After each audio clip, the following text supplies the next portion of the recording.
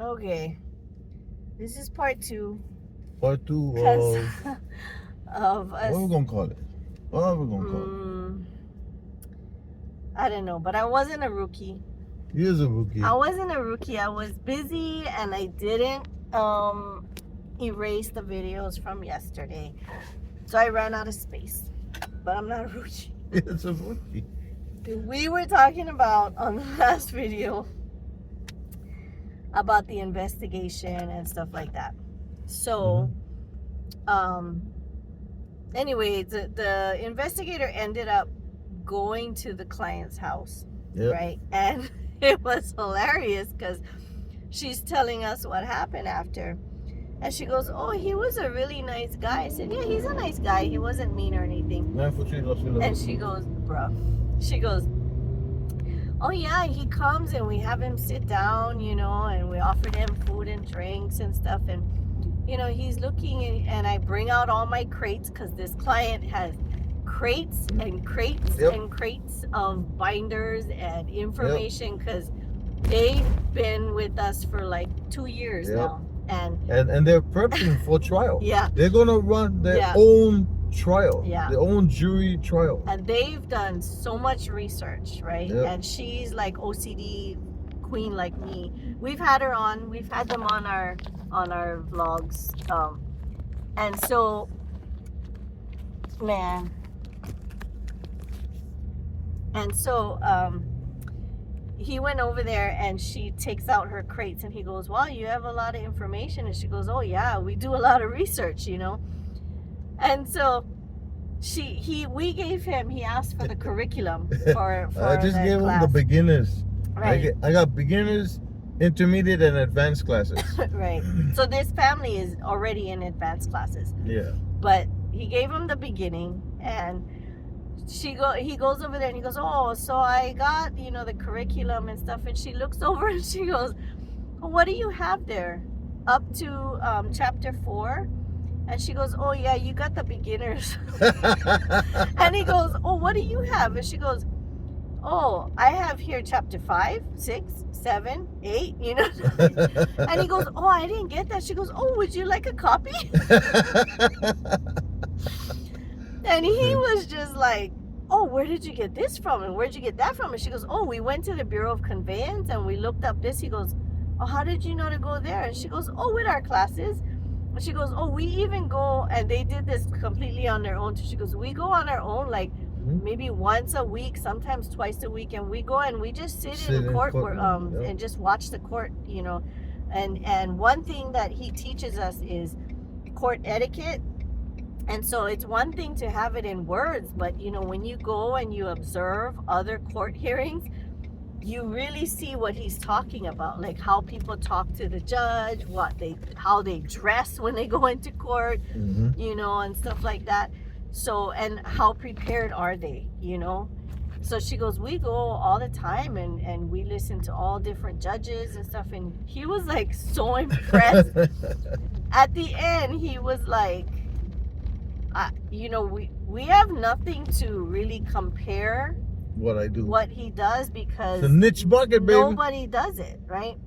And let me tell you too, not only is it a niche market, I don't think there's a lot of people that would spend as much time as you do on one case, you know, because he's up at they're like gonna be all 2 in about the money there, you know. Yeah. So if you want to get into this to be a hustle and a racket, you're not gonna succeed. Yeah. And you're just gonna be as bad as lawyers. Yep. You know, not all lawyers. We know a handful of lawyers that are really good, but I have also seen in court what lawyers do, and you know, to me, it's like, okay, I can tell that attorney is not for the client. You know, I can tell right off the bat from what the attorney says at the beginning, whether they're for the client or not. The first words coming out your mouth. Yeah. Yeah. Man, yesterday I had this. Love you, honey. Perfect. Yesterday I had it perfect. Okay. So, So anyway, that was the first investigation, right? So it's done. The guy, we're just waiting for the official paperwork, but he did tell us, like, there's, you guys are good, and stuff like that. So now this second thing that comes up is, once again, the opposition's attorney, him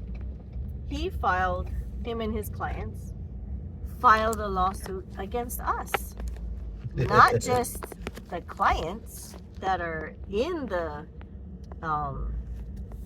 case that they're doing, but this time he added me and my husband into it. So my husband is thrilled because now he gets to speak in court, He just Up until now, all he could do was ass. write the documents for the clients, but he can't represent them, he can't help them, or anything like that. They have to help themselves.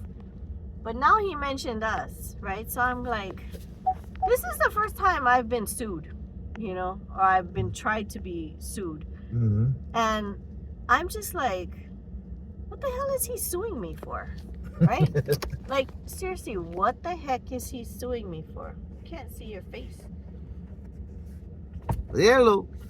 Yeah, I can't see because you're facing the opposite way. There you got to turn around. You can see a little bit. Yeah. But, hold on. Yeah. So he puts us in a lawsuit.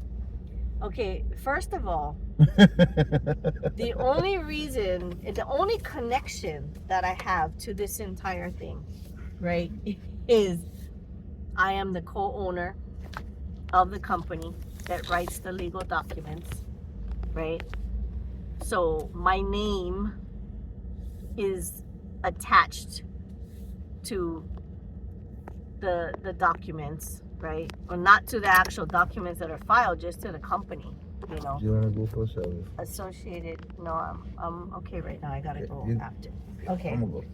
And then I'll go shishi break. Second,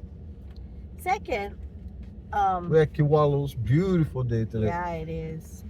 There's some nice surf out there. So, second,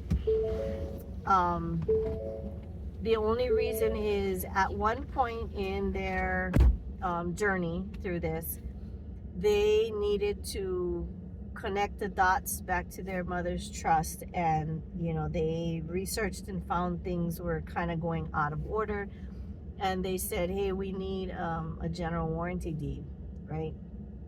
And so they were busy in their court case at the time, and my husband was doing other stuff, and so they asked if I could do the general warranty deed. So I said okay. So I did the general warranty deed. So my name is on the bottom because it says prepared by, and it has my name. Okay, that's the only thing that I've ever done. But a general warranty deed is a business document. Okay, you don't even have to be a paralegal to do a general warranty deed. Anybody you could do your own general warranty deed, but it has to align with what is correct. And so when you go to the Bureau of Conveyance, if all the ducks don't line up, it's not gonna get, it's not gonna go through, it's not gonna get filed correctly. So their general warranty deed lined up with everything that was, coming from the mother's trust, and so we got it filed. So now this attorney is trying to say that this general warranty deed was unlawful or anything, but that's the only two things that my name is associated with any of this. So I'm kind of confused as to why my name is in it. So it's kind of, to me, it's wasting the court's time. Then he put my husband's name on it because, once again, he's saying he's practicing law without a license, and all that. So, okay, we've been through this already. And so my husband is like ready to go. So we just got served officially. And get this, guys, the process server, right, has, and I've done process serving for our clients, so they don't have to pay. Because you only need to be 18 years or older and not a party of the filing, okay? That's right. So I can do that too, lawfully, right? And so that's one of our things that we include. But this process server served the family first, right? And then she said, oh, he was really nice and everything. And so my husband goes, he was trying to be apologetic to them, and yeah, I was like, oh, no. He's like, I'm so sorry for what she's doing, you know, and that's so sad. And then she gets his number, right? And so she calls my husband and says, oh, just letting you know we got served today. And he goes, okay, great. And then she goes, yeah, the guy was really nice. And he goes, did you get his number and name? And she goes, yeah, I do. He goes, okay, give it to me. And so he calls the process server. He goes, hey, what's up? This is me, Demont. And he goes, oh, hi, and he goes, check this out, bro. I'm gonna make it easy for you. I'm gonna let you know where we are. When you gonna come out? Well, we can come to you, whatever. And the guy was like, huh? Oh, well, okay, I'm gonna be, and why not? Come on, let's hurry this process up. I'm ready. Yeah, let's go. So he was cracking up. So he ended up coming down a few days later to where we work, right, where we sell food. So he was able to come to us, no like hurt feelings, no, a lot of process servers go through some shit, Yeah. And nobody likes being served. And we fed him. Except me. We gave him food. Yep. When he got his signatures, we fed him, and he was just like, his face was like, I don't know what to do with this. Like, I've never been in this situation. We're like, you want drinks too? You sure? You want another plate for your wife or whoever's in the car? No, I'm okay. Thank you so much. And he drove away, and I bet you he was thinking like, wow, this is like crazy, Yep. So he had an experience. He probably felt some kind of like compassion for his client that he's doing the service for. Like, I think you bit off a little bit more than you can chew with this one. This guy is eager to get served. Yeah. So you had it ready. Yep. We had it. That was on Thursday. Friday, the lawyer filed the return of service, the return and acknowledgement of service. And that's what you gotta wait for, right? Before you can file. Before I can file. And guess what? Monday, we're ready to go. We're here at Kiwanis right now, waiting for the chance to be able to go to the court because we're here early. The only reason it didn't get filed the next day was because it was a weekend. It was a Saturday. Sunday. If it was Wednesday and he put it in, and then Friday we would have filed, right? And if we had been already registered on, I'm registered on Jeff's, but not for this case. If once I get that done, bro, I'm gonna be able to file my own documents right there, right through Jeff's. Hey, I think that's what I gotta tell her too. I'm gonna tell her that we're on Jeff's already. Because I think it's under your name, right? Oh, yeah? The Jeff's, yeah. I don't know. Yeah, so that might make it even easier. You know why I don't know? Why? Because I'm not the paralegal. You need copies, you need stapling, you need file folders, and that's another thing that I didn't realize you didn't have before is all his files when I met him was like in his computer bag. It was here, it was there. And I'm not very organized. When he's trying to do a case at 2:00 in the morning, he's like going through the whole house looking for where he put the paperwork. So I have a desk. I've attempted many times to keep it a desk. And we had so many file folders on there. And then I was like, okay, this is ridiculous. I got to get rid of their old clients, put them in like a archive section in our house. I'm only going to keep what's current. And so now when he asked me for something at 2 a.m. from so-and-so's case, I'm like, it's right here. Or from the bed, I tell you, it's the blue folder in the middle. It is under your name. Okay. Julie Mono with that email. email. Oh. So when you talk to them, you just let them know that it's on so I can file. Yeah, it'll be beautiful. You just got to get them to approve for you to be able to file. Oh. But Okay. it gotta get registered to the case, so that's what. Oh, okay. So now we gotta figure out how that gonna work. If you already have an existing Jeff's account, but your Jeff's account doesn't have the ability to file documents because now you're part of a case.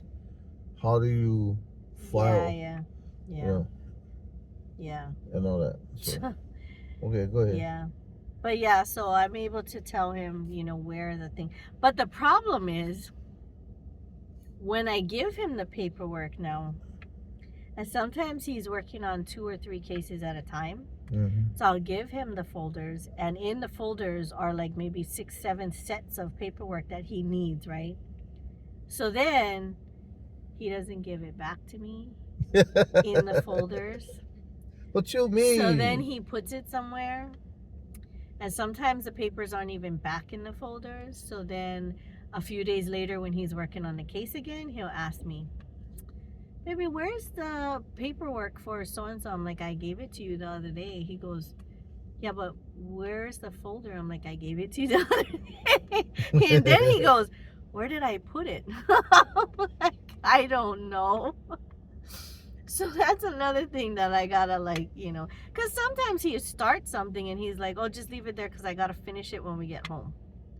So I can't, and if he's like on the 7th paper, 7 out of 29, and he needs that page, I can't put it back in a folder like that, right? So that shows like how much work goes into this. We're using our gas to go file for people. Some of our clients file themselves, but some can't. And I really love providing this service to people because it's about empowering people. If you just put everything in the lawyer's hands, you will never learn a smidgen of what we teach people. You will never learn that. Lawyer's not going to take the time to sit down and tell you about something. What is that? They don't. That's your alarm. Oh, it's alarm. Don't, what's up? Stop! Yeah, you did it. Okay. It's meds, that's all. Yeah, you will never learn that. Because they're not going to take the time to tell you what the bill is. They're going to probably give you a brief understanding. Well, don't worry about that. That's just a legal thing. That's and we've had clients that learn that and they bounce their lawyers because they paid them $50,000 already. Yep. And they're not doing anything. And we're going after those lawyers. We're going to get their money back for them. Yeah, it's crazy. They'll be like, "Oh, I don't know. My attorney said, that he did this and that." Take your meds. And so he'll look it up, their case, and he's like, "Your attorney hasn't filed anything except this one thing in the past 5 years." And then they're so what you paying for? They're pissed because the attorneys say, "Oh, no, we're doing this, we're doing that." They didn't do nothing. And so he goes, and the clients are like, "But he just asked me for another $5,000, last week." And it's like, why? Because the case is still ongoing, right? Because it hasn't been closed. But really, they drag it out, I think, because they just want to keep getting paid. Well, that law firm is about to get hit. Yeah, it's really sad. They take advantage of the clients. And I guess they're just getting paid, so they don't care. And then we've been in courts, and I've heard attorneys, the client's not there, and the judge will ask them, and they'll say stuff like, "Oh, no, Your Honor, we don't have a position on that, or something. Did you file this? No, Your Honor, we didn't." And I'm just looking at him like, wait, why would he not file something to counter what they just filed? Because don't you have to, you know what I mean? Like, to me, it's like they're filing something accusing the client of this. Wouldn't you counter that to defend yourself? Isn't that what the attorney's supposed to do? What they're supposed to do. And the client wasn't there, so the client doesn't hear what the attorney said. So now I'm curious, like, what did the attorney go back and tell the client that happened in court? Yeah. Right? Yeah, How you would you see that explain in foreclosure cases. Yeah. You know, these Okay, so my turn. I'm gonna go shishi. Lawyers, man. I've seen a number of cases. Because I worked on my very first foreclosure case. Sorry, there is a duck in the car next to me. Can you see it? It's in the front seat. Yeah. There's a duck. I think that's that lady that's collecting rubbish and stuff like It's that. a whole duck. His beak is like going. It's so cute. My wife loves animals. I love her. I love her heart. She loves animals and she just have a compassion for people and animals. But anyway, so my very first foreclosure case is the house where I live in right now, as a matter of fact. They gave me that apartment because I saved the family from being evicted. We did a successful job at the foreclosure case. And so in doing that, I had another client, and then we took them to the courts, and then I said, you know, there's only one way for you to learn on how you're going to do this for yourself. You got to go to the court and go see it. You got to go check it out. And so we was able to watch a number of foreclosure cases. And I got to tell you, bro, these attorneys taking money from people who's facing foreclosure, they're already strapped with money. Then the lawyers tell them, well, you want me to represent you, you gotta give me $10,000. You know? They give them the $10,000, and then when they go to court, the opposition, the foreclosure attorneys company files for summary judgment, and they're like, oh, it's just summary judgment, you don't need to come to court. Bro, if any lawyer tells you it's just summary judgment, you don't need to attend the hearing, be suspect. Be suspect about that. Because that's not how it works. Because if you don't go to the summary judgment, I heard the lawyers themselves say, when the judge asks them, what's your position on the motion for summary judgment? They say, we have no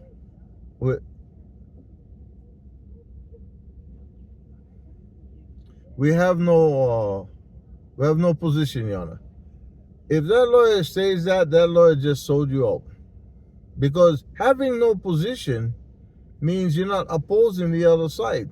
And if you're not opposing the other side, then the court will grant what the other side requested. And what is the other side requesting? To take you home. To take you home. Your lawyer not going to fight that? Yeah, well, you can always fight something. You know? You may not always win, but you can fight it. You know? And in this case, we won. Yeah. You see what I mean? Because there's some scams that are going on in the foreclosure company. I'm not going to say it out here because that's a trade secret. But I can tell you right now, there's some scams, bro, going on out there. By reputable mortgage companies and the lawyers and the judges, all part of it. Because if you don't say something to a judge about something, they're going to pretend they don't even know about it. But it is what it is, what it is. But yeah, everybody, you know, this is the beauty of what we do. And I just say, power to the people, man. Let's get up and let's fight, bro. Because we can. You can learn to fight if you learn how to fight the right way. Learn the rules of the courts. Learn the protocols of the courts. Learn how to present your case before the courts, which means you got to learn how to understand the process of argument. And there's a whole host of stuff that we teach. And I hope that this will be a lesson for everybody. We can fight back once we know. And once you know, you never go back. You will always be able to defend yourself. Never be afraid of the power of the government. The power of the government is the power of the people. And the educated people is the powerful people. All right. Love, peace, and happiness, y'all. I'm out of here.